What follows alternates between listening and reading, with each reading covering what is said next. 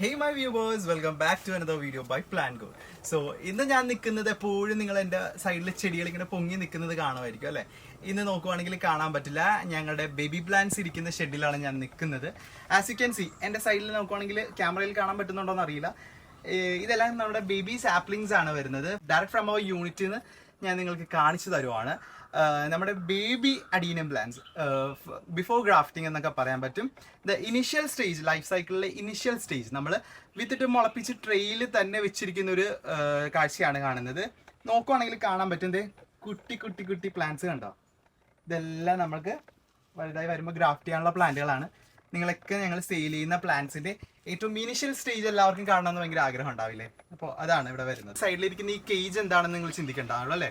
Actually നമ്മളിത് പുറത്താണ് വെച്ചിരിക്കുന്നത്. യൂഷ്വലി ആദ്യം ഇത് നമ്മൾ ഇതിൻ്റെ അകത്തായിരിക്കും വെച്ചിരിക്കുന്നത്. വേറെ ഒന്നും കൊണ്ടല്ല, ഈ എലി അതുപോലെയുള്ള സാധനങ്ങൾ വന്നതില്ലെങ്കിൽ ഇതിൻ്റെ സീഡുകൾ വിരിയുമ്പോൾ മൊത്തം ചിക്കി ഇറക്കി കളയുക അല്ലെങ്കിൽ തിന്നാനൊക്കെ ചാൻസ് കൂടുതലാണ്. നമ്മളൊരു പ്രൊട്ടക്ഷൻ എന്നുള്ള രീതിയിൽ നമ്മൾ ആദ്യം ഇനിഷ്യൽ സ്റ്റേജസ് ഇതിൻ്റെ അകത്തായിരിക്കും വെച്ചിരിക്കുന്നത് കേട്ടോ. അപ്പോൾ നിങ്ങളും അടീനൊക്കെ വിത്തിട്ട് മുളപ്പിക്കുമ്പോൾ ഒന്ന് ശ്രദ്ധിച്ചേക്കുക.